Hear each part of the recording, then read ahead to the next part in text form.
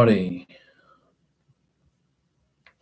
I'm going to talk about lots of different things, culminating to a sacrifice. So if we stake the Protestant Reformation, the beginnings of it in Germany, that has expanded in an exploratory, unconfined communion with God in a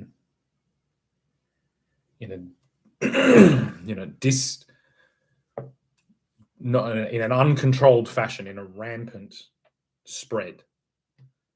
Not necessarily bad or good. Neither of those. It doesn't. That's not the point. It set off a migration and a exploration of ideas that eventually hit new land, the New World, in the United States, in which it smacked into a disconnected series of people in all across the Americas, from the north to south.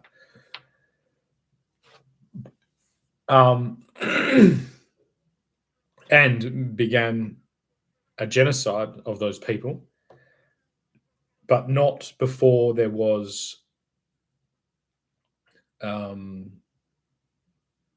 discussions and diplomacy that was also going on.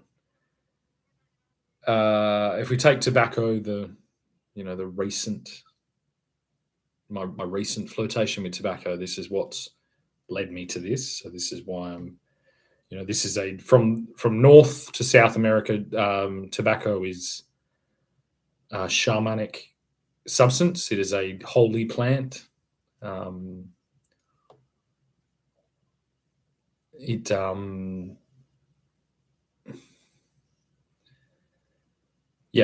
used specifically for diplomacy. So because of it is shamanic.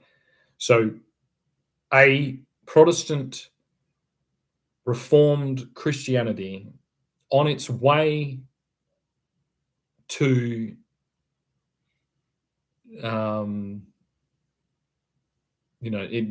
two strands on a cautious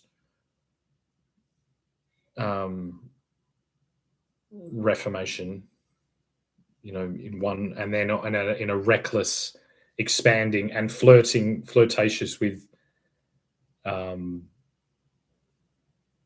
animistic tribal people of North America, sat down and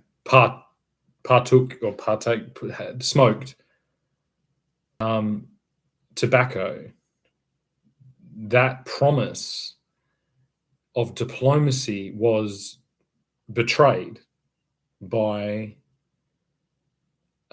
these settlers and distributed around the world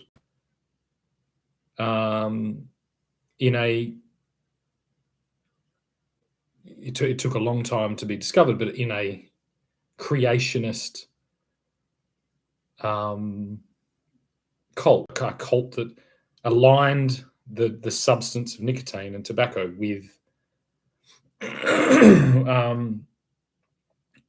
got to remember as well, they landed there and were far superior, and even in some instances, like the people thought they were gods, you know what I mean? And they took that knowledge. You've got to understand that these North American tribes and civilizations had nicotine and tobacco for a long time, and that was where they got to with it. It was a not complete harmony, but a type of harmony, and a emboldened, reformed, recently liberated from Rome form of Christianity took this substance and locked it up and used it connected to this exceptionalism, which we still see in the United States, and distributed that around the world, almost in like an echo to because I'm sure that despite the superiority, I think there was also an insecurity that was felt by those people that sat down with the tribal people of North America, because they weren't just savages. Do you know what I mean? And that's, I think, the friction there. It's like it's like that, but they didn't want to let go of their superiority, so they mirrored it and brought it back to all around the world. And this was our smallpox. Tobacco was our smallpox. In more ways than one. And it is, and it continues on. There's still, around me, there's cigarette shops and tobacconists being set on flames. There's people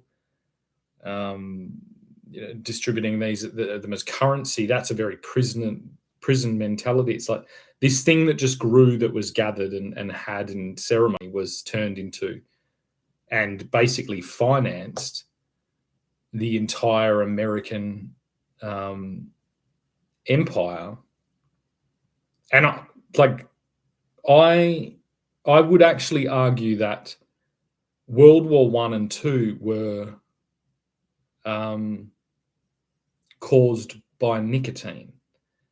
And then at the same time, because it's like when the Protestant thing, we walked away from God, held by the Catholic Church, so we walked away.